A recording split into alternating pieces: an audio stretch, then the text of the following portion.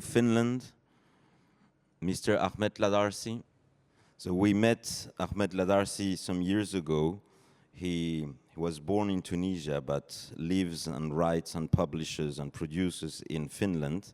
And his first book was on Tunisian cuisine, La cuisine de mes sœurs, the cuisine from my sisters. Now he has developed a lot of food culture in Finland, and this is the very first time we have his family coming to the event. Thank you so much, Mr. Ladarsi. Bom dia, Gourmand, bom dia, Cascai, Monsieur Edouard.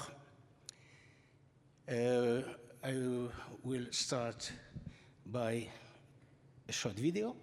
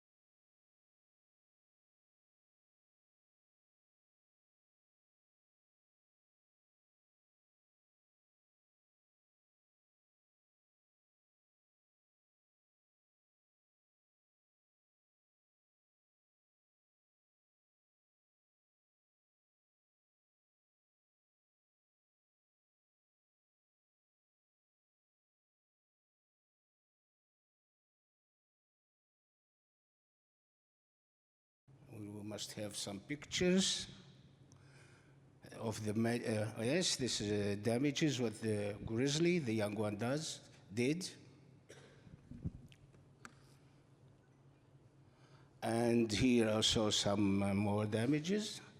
However, I think the bees didn't let it really destroy everything.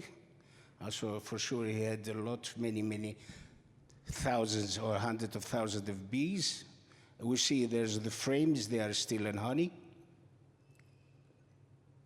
Here is a precaution against also the grizzly, against the bear, against the ants, the rodents. Also, it's a shipping container.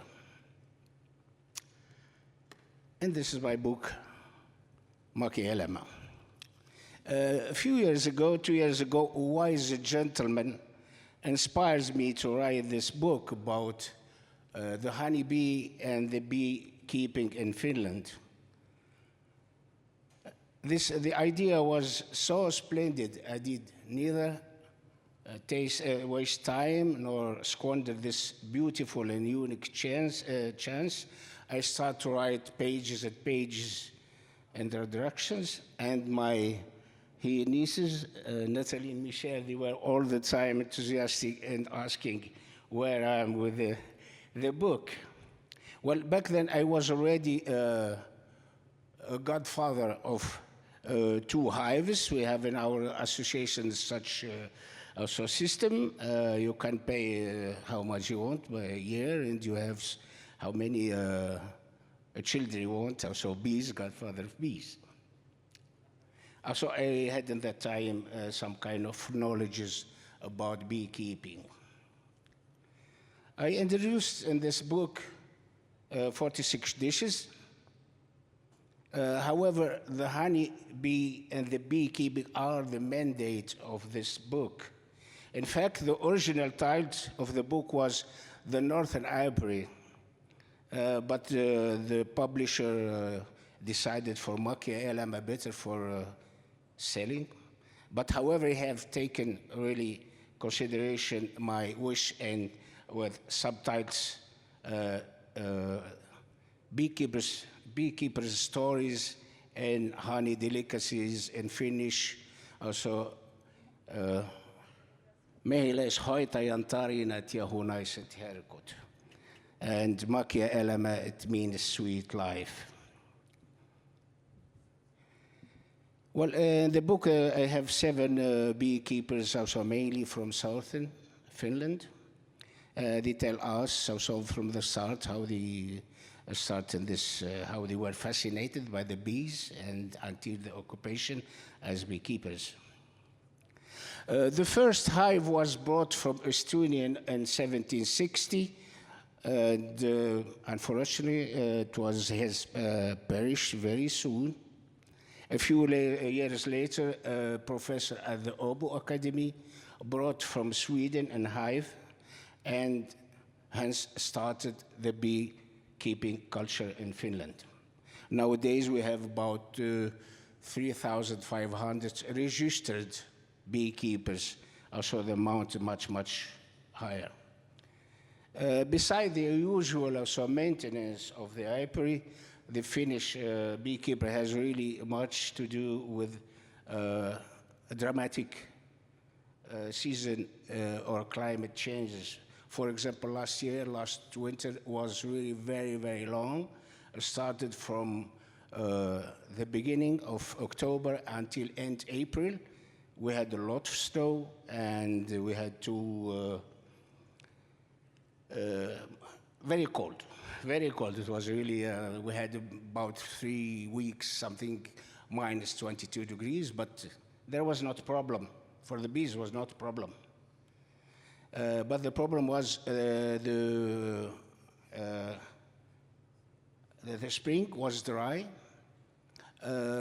Flowers didn't produce enough nectar to make honey for the bees due to the lack of rain.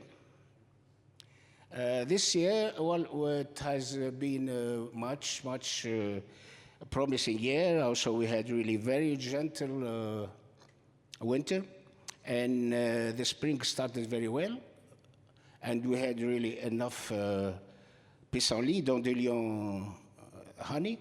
But now, for example, yesterday, also I have seen on broadcast, there was about 14 degrees and something about 30 millimeters rain. That's not so good, but we hope it will be better.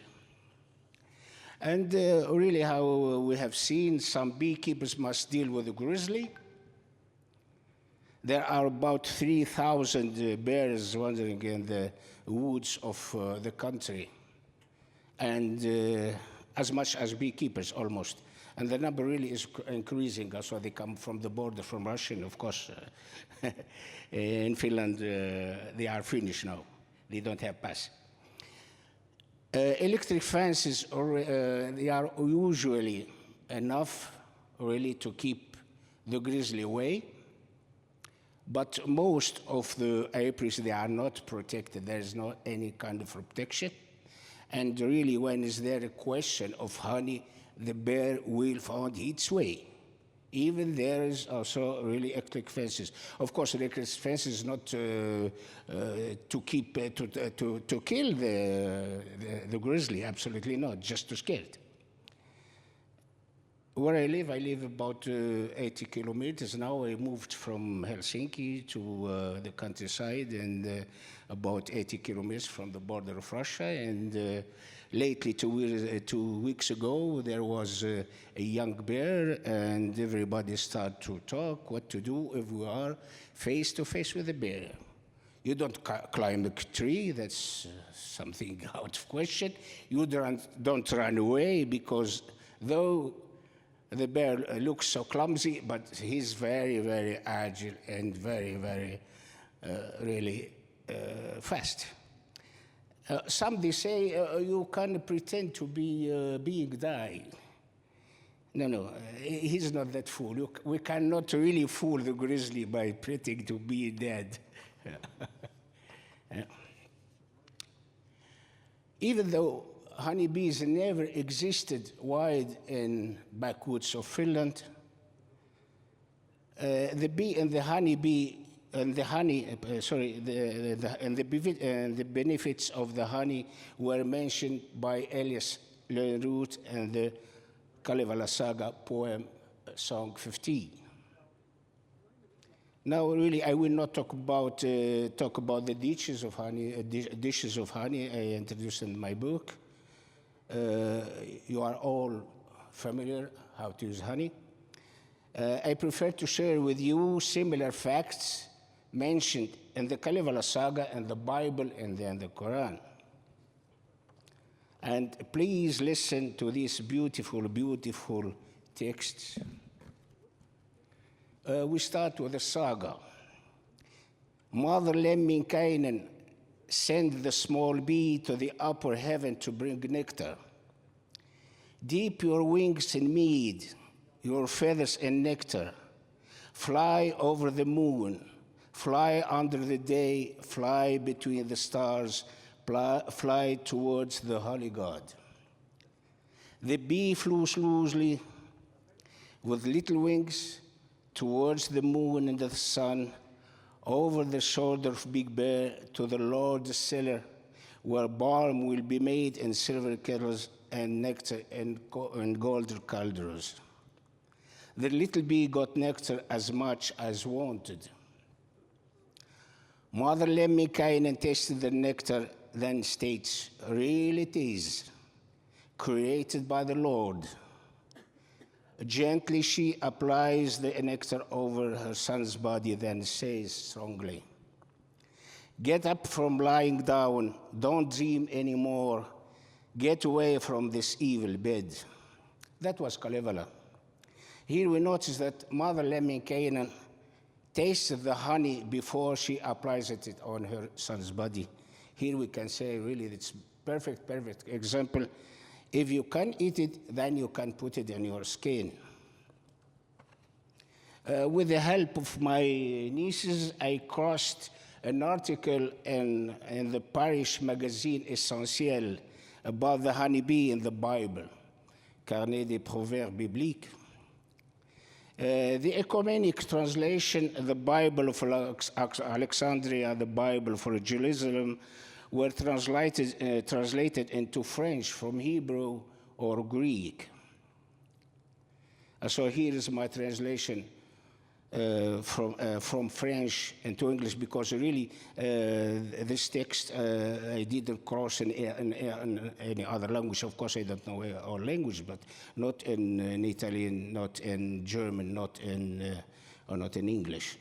So it says, "Or go towards the bee and learn how hardworking she is and how her work is worthy of our respect. The kings and the private use the fruit of her labor for their health. She's glorious and desired by all. Even though so small she may be, she is honored because she appraises wisdom." At the awards in Saudi Arabia, in Riyadh, I did mention Surah Al-Nahl 68-61, and it says in this way, "And your Lord inspires the bee, make her homes in the mountains, the trees, and what people construct, and feed from the flowers of any fruits you please, and follow the ways your Lord has made easy for you. From their bellies comes forth liquid of various colors, in which there is a healing for people." So in this beautiful text, really, we see very well the benefit, the healing benefit of the honey are mentioned. So the honey is much, much, much, much more than a sweetener. I say this way, this is my opinion. It's not forbidden to put your honey in tea, hot tea, or to put also an appareil and cake going to oven. But in my opinion, it's sacrilege because it destroys all the benefits of honey.